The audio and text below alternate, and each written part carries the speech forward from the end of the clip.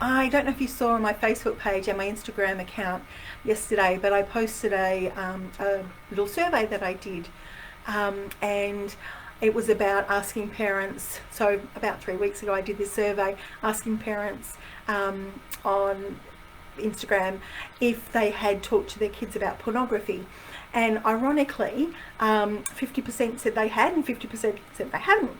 So I posted the message to say, if you have had a conversation with your children, would you share what worked for you so other parents could learn from that? Or if you haven't, what could we do to help you have those conversations?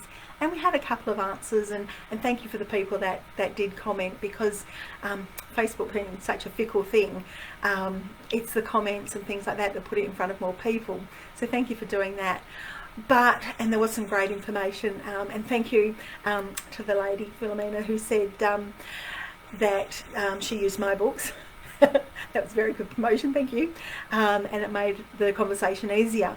So I thought I'd show you how I talk to kids about it, and I'll also show you some of the books that we do sell, because books are a brilliant way of having the conversation, because it can be quite daunting, and if you're face to face with your child, you may worry and not know what to say. So books are a great way. So I think I might show you the books first, and then I'll talk to you about how I do it with the kids.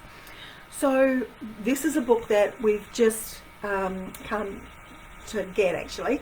I'm very excited to have it.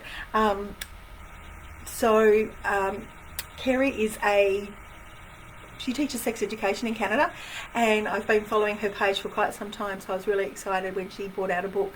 She has books about puberty and things like that, but I was really excited when she brought out a book about pornography, because there aren't enough. So we really like this book. A friend of mine, Liz Walker, has written two, and I must get hold of her latest one, but this was the first one she wrote to help, and it's beautiful because it's quite soft, whereas if you've seen any of the things that I do, you'll know that I'm very blunt and to the point, whereas Liz's it's a rhyming book, and in fact Kerry's was a rhyming book too, but it's a lot more gentle than and less in your face than mine. I'm actually going to be, over the next day or so, doing a video on every resource that we sell, and that will be in our YouTube channel, and also there'll be a link on our website. So I'll walk you through, if you want to have I won't show you every page, but I'll show you a bit more in depth into what's in these books. This was, as far as I know, the very first book written, Good Pictures, Bad Pictures. It's written in America, and it's really quite difficult to get.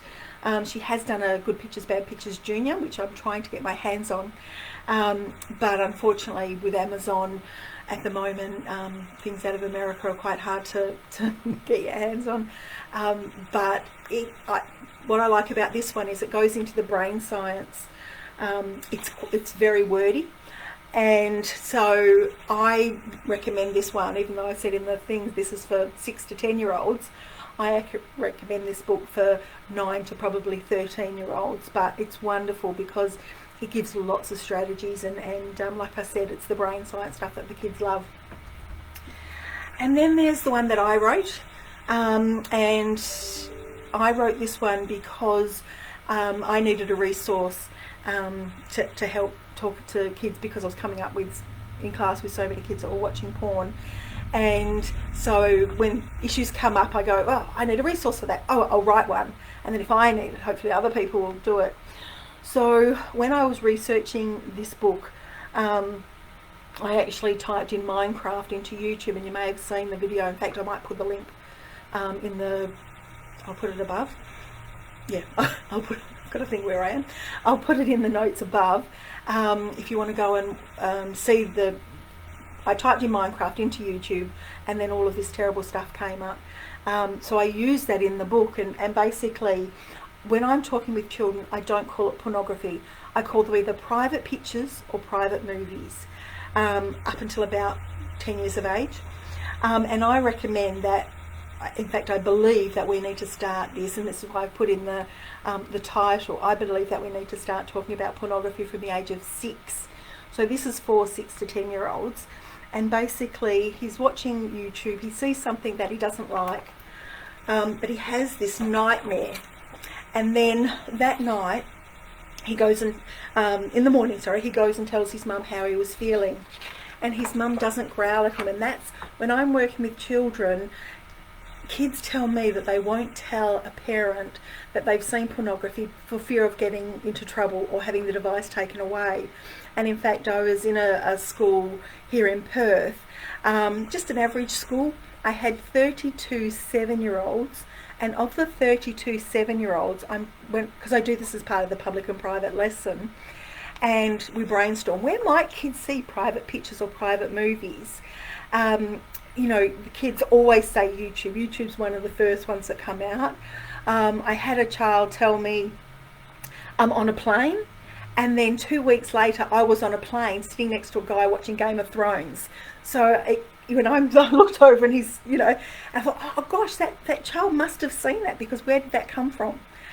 So yes, you can see it on a plane, but kids know on iPhones, on iPads, they know. I don't have to put the words in their mouths. You know, now TikTok, they always say TikTok.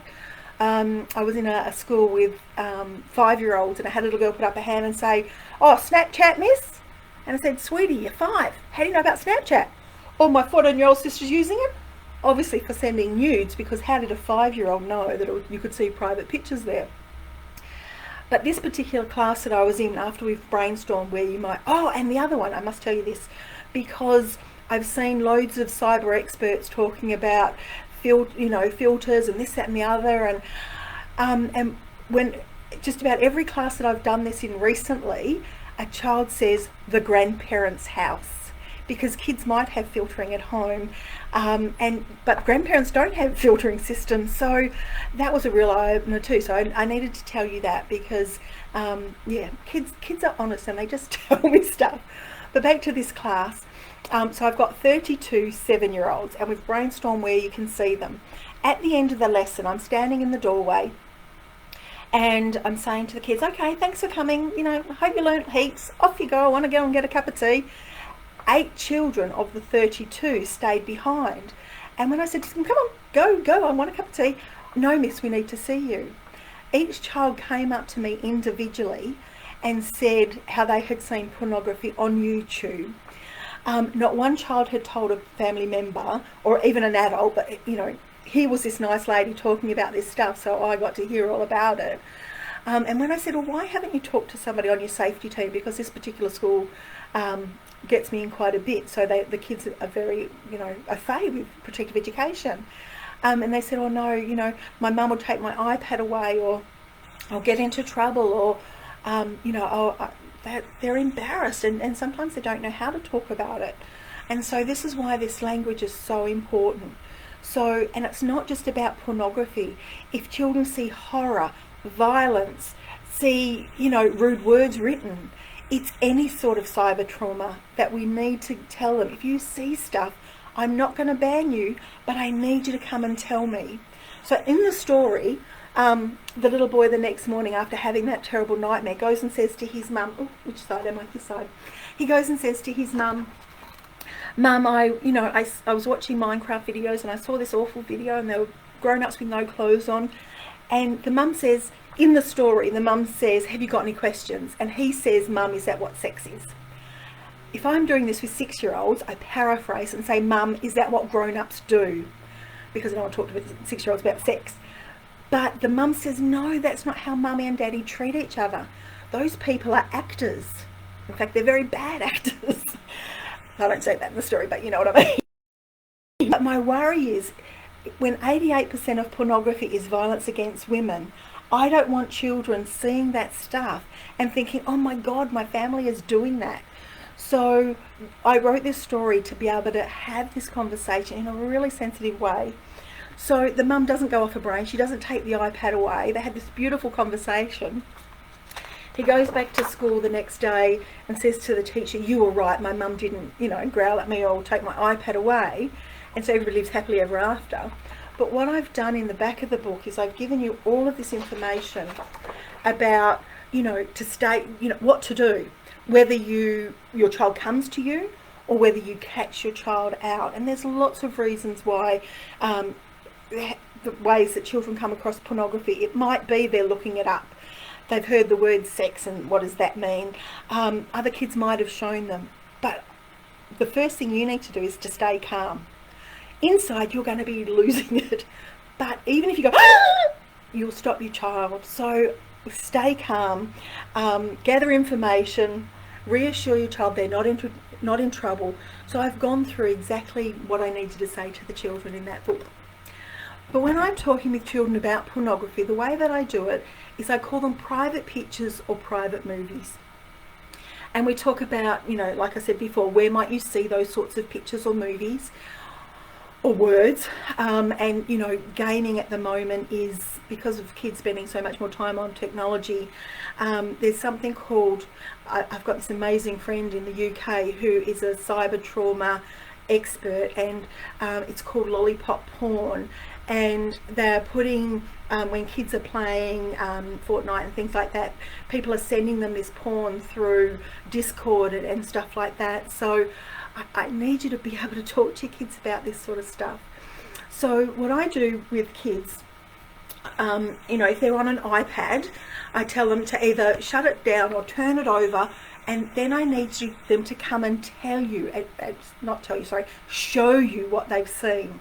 If you follow my page for a while, you'll know a couple of weeks ago I had a terrible situation where I was exposed to child exploitation, and somebody had tagged, long story short, somebody had tagged me in something on Instagram, obviously needing help. I've not realised, just opened it up and saw horrific images that I can never get rid of. In fact, I'm still 3 weeks later having flashbacks. But I'm an adult and I talk about this stuff and teach this stuff all the time. I need you to see what your child has seen, because still now I'm spontaneously bursting into tears, and I told my husband what I'd seen. He's going, oh yeah, you know, not realising just how graphic it was. And when they say, you know, a picture says 1,000 words, let me tell you, a video is 1 billion. You cannot unsee that. So I need you to talk to your children about, I need you to come and show me what you've seen. And I'm sorry that you have to see it, but you know, and then to be able to debrief your children. So the other thing I do with children is I do a bit of brain science, even with 6-year-olds, and I tell the children that in your brain, you've got all of these connections, millions and millions of connections. But if you see pictures or movies of people with no clothes on, it can change the connections in your brain. It rewires your brain. It also releases a chemical in your brain called dopamine and serotonin and other chemicals, but I only talk to kids about the dopamine, and say your brain loves that feeling, and it's like a rush of this chemical in your brain, so that can trick your brain into going back and looking at more and more. And I know how hard it is to turn away. When I saw these terrible things on Instagram, and my girlfriend that's a trauma expert said, Holly, how hard was it to turn away? Now I know what I'm supposed to do. I know I'm supposed to not look at it. But because you just go, that can't be right, and you keep looking at it. So try and tell your children, if they see something, turn it over, turn it, you know, if it's a laptop, shut the screen, but don't shut it down. Because best case scenario, I want your kids to show you what they've seen. If your child said, oh, I saw movies with naked people in it, yeah, trust me, that is not what they saw. The other thing I try to talk to the children about is, oh, I forgot, I've got another book. What am I doing? Because I wrote this book too, and it covers what I'm about to tell you now. Because children are describing to me about they're having flashbacks, and they keep, like I'm keep playing that movie over and over in my head. So in this book that I wrote, it's about all sorts of cyber issues, but basically what I teach kids to do, if you see something that is, you know, private, you just say, that's private out loud, and turn away. And that's like turning off the dopamine tap. And then I need you to go and tell an adult.